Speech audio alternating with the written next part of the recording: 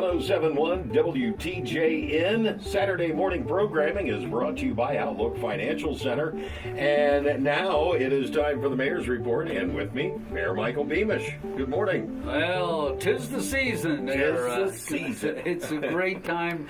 Beautiful downtown. Isn't it just gorgeous? Our downtown is beyond beautiful, beyond gorgeous. I mean, I'm a traditionalist when it comes to Christmas.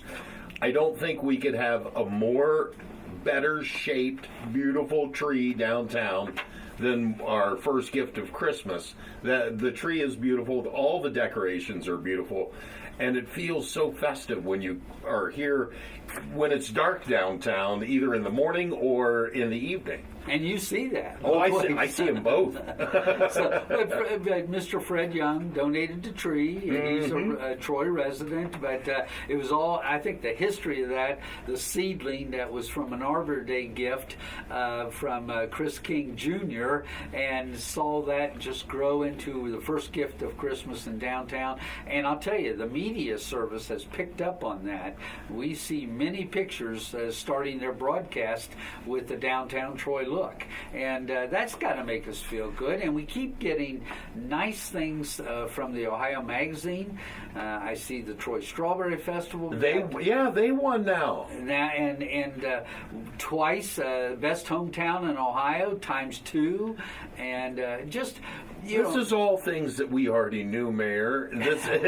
It's just good that we get outside confirmation. Well, and I say it's not one person. It takes good people doing good things to make great communities, and certainly people from outside see that, and you're seeing the showcase during this Christmas season. But I just got to tell you, thank you to you and what you and David do to promote our city, and we have so many things to be blessed in our community: recreation and culture and treasures of buildings. Oh treasures. My gosh! Let's talk about Hayner. I was just, when you said treasures, that is exactly what I was thinking of, the Hayner Cultural Center. And how beautiful, first off, the house is from the outside, just when you look at it. But to go in, especially this time of year, all decorated for Christmas. Oh, they just finished their open house. I had a chance to go there. But if you have, I'm telling the whole, anybody's listening to this, haven't been to Hayner to walk around and see the beauty of the season come alive, a lot of people, again, it was good people doing good things to showcase the Hayner Cultural Center. And then I've seen so many people come and take pictures with the Beyond the Frame sculpture that has been sponsored by Kettering Health Network. I want to let them know that that's part one of two parts of the Beyond the Frame. The other one will be coming later in the year, and it will be a landscape of the Kettering Health Network's Troy Hospital. But if you want to get a sneak preview of what that's going to look like, you just go down to Hayner, and you can go outside, and then you can go inside. I feel like I need to take those ladies some coats. When I see it, I think they're real people standing out on the lawn. I can't believe how many people are taking photographs. It's like that giant Lincoln sculpture all over again, except this is a linear. This is kind of instead of vertical, this is horizontal. But it is, it's just a wonderful time to be in Miami County, in Troy, and to come down and walk around and shop downtown, shop small, but...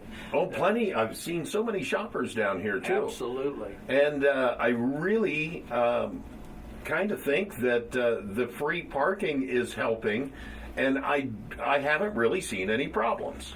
Well, you're in a good vantage point. And I tell everybody that too. You could be our watchdog because you see traffic flow. I see the traffic flow. I see what's going on. I see who turns into the quads the wrong way. I know who you are. I told you, you are the watchdog. But you're right. There are so many blessings that we offer here in our community, and certainly I encourage everybody to shop downtown if you can. Walk around. The new walking pattern around the square seems to be working well.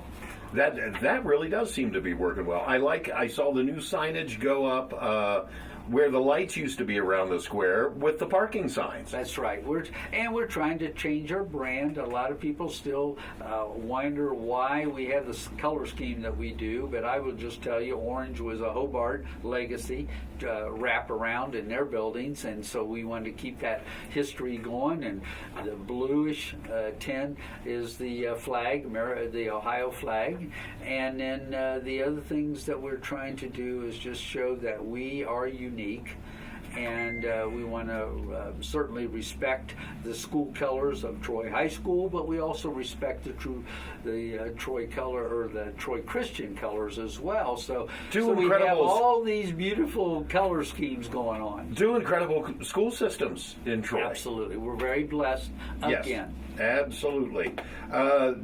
Round 3, leaf cleanup.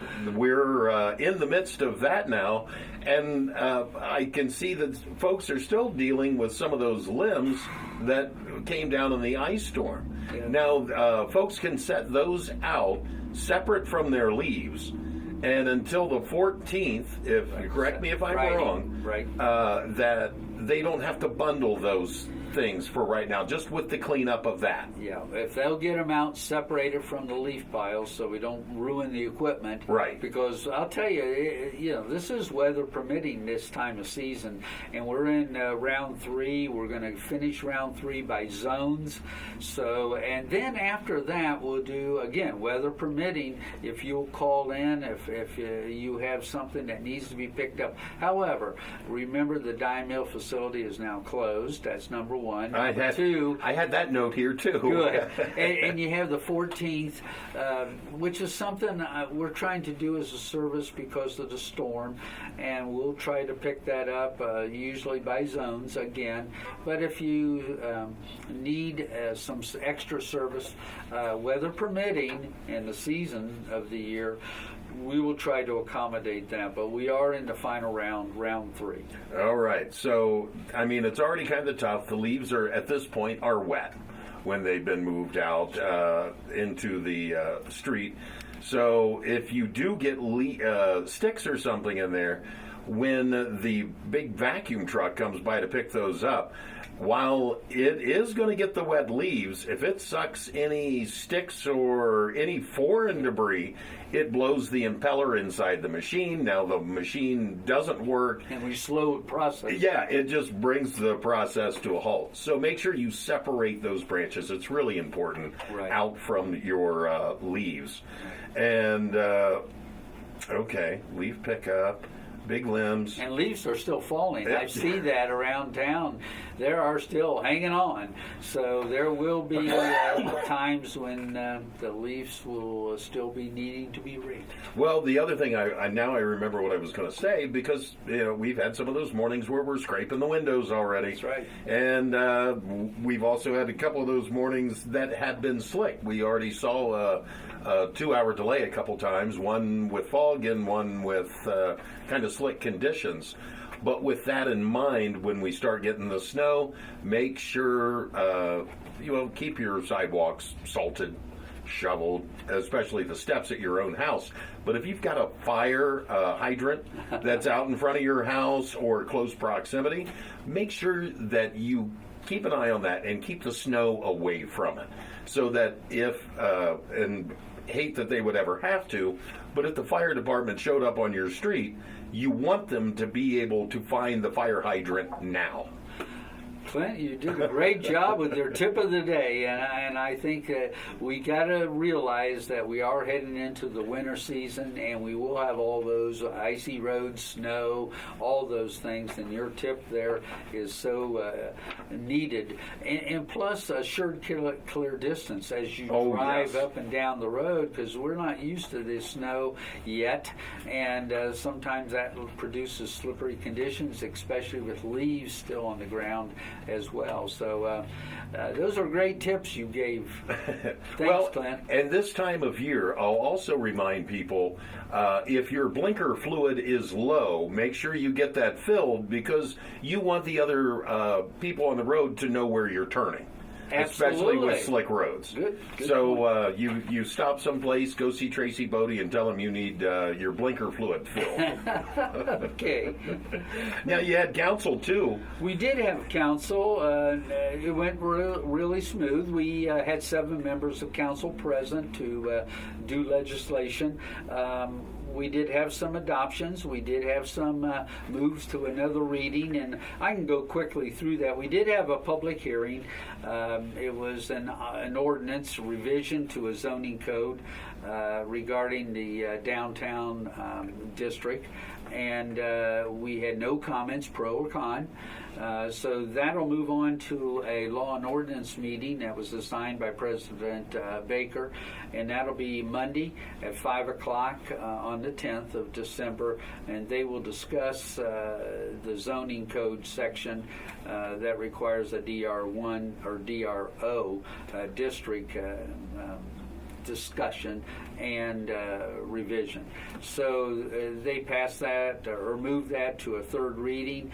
They also did a third reading on the Lincoln Community Center's allocation of $25,000. Now, saying that, in the second breath, I will say they passed unanimously the repair project at Lincoln Community Center with CDBG money, that's state-approved monies, for $120,000 that will go into Lincoln Community Center for improvement and repair. So, we're very concerned about, obviously, the future of Lincoln Community Center. We want them to expand and grow as they want to do. We have continued as a city to put in-kind and financial services to the Lincoln Community Center. We believe in it. This mayor believes in it, and there was a good example of 7-0 vote for the $120,000 repair. They'll move to a third reading to discuss ongoing funding, as we do for other agencies in our community. So that'll move on to another third reading for discussion. Let's see. We had 3 big items I want to talk. We already talked about one. The one was the CDBG. Okay. Community Block Grant money funds that are going to Lincoln Community Center in the tune of $120,000. But we also had 2 ordinances that passed 7-0 as well. One of them is the regarding the Kettering Health Network / Troy Hospital general plan development plan that goes all the way to the river. And it's now the whole. It was a major revision because we're looking at the whole now, but approximately 595 acres, almost 12 acres of land. And that was where Piqua Lumber was, right? Absolutely. Right behind. Okay. Troy Lumber. I'm sorry. And that'll allow for backup generators for future emergency use. But it's all good. And council's been very supportive of the Kettering Health Network, Troy Hospital, and what it's doing. And boy, if people want to drive up and down just to see that development, it's going gangbusters. And they want to open by June of 19, so they're on the timeline as well. That passed. I was able to see with some lights on in the building that I can see like real walls inside. Absolutely. So it is moving along. And then we had another ordinance, and that was dealing with a previous public hearing that had no comments on it, and the committee met to recommend that we rezone. This is on the Grant Street building that wants to. Well, it used to be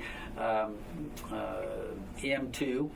It was a light industrial area, and then it went to OR, and the person that now owns it wants to go back to an M2. So that's originally what it was, and so council passed that 7-0 as well to go back to that. So those are the 3 big ticket items of discussion and vote that have impact for the future. And now that leaves you with one more session of council in 2018. Can you believe that? A whole year has gone past.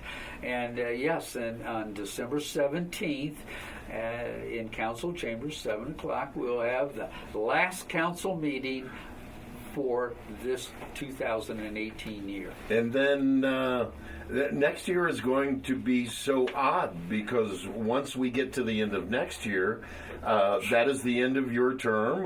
Marty Baker has announced that she's going to retire from council as well. I have no doubt whatsoever that both of you are still going to be a huge part within the community and things that happen. Well, thank you, Clint. Yeah, it's hard to believe that, I've spent a quarter of a century as an elected official serving the community, and I feel very honored that people supported me that long as well, and 16 years as mayor, which is a little historic, but I can't do it alone, and I've said this many, many times, and I'll say it again, it takes good people doing good things to make great communities. And what makes Troy so special is our partnership, and that includes Troy Community Radio for your promotion of the events. David always seems to be wherever there's a major event, he's filming it. So I've been blessed, and looking forward to the year ahead, the year 16, and then as I sunset out, I hope I'll stay active in the community in some form, but I also want to be active with our grandchildren. I was going to say, you'll be mayor of your grandkids. Absolutely, and but there's going to be a lot of positions open. If you start to follow council and people wanting certain positions, there'll be openings there, so it's a chance for leadership. It's a chance to get involved, and I hope people, when they come on to those positions, realize the future of Troy is the vision for you move forward, not backwards. Right. You got to look at where things are going, and not that's the way it is, and that's the way I like it, and that's the way it has to stay. Things tend to kind of wither and die on the vine when you do that. It's that forethought, that absolutely looking forward. You always look at the past. The past is our history. Oh, for sure. And you build on that. But you look in the present, and then you got to look, okay, where do we want to go? And I think Ohio Magazine, with the best hometown ×2, during demonstrates that outsiders are looking at Troy as a progressive community that moves us forward, and we have great opportunities right here in Miami County, right here in Troy community. When I think of other communities looking at Troy for maybe what they can do and ideas, I need only to go back a few years. No town was having the big open concerts or anything after Mumford & Sons came through with the Stopover tour. Well, every town now has those special occasions, and they've got bands and different events in the parks and downtown on the levee, wherever it may be. So I think Troy is also a leader for other communities, not only in Miami County, but like you said, they're looked at throughout the state. It's a small Midwestern city with big town taste. You got it. Okay. Thanks, Clint. Mayor, thank you so much. This has been the Mayor's Report. I'm Clint Myers on 107.1 WTJN.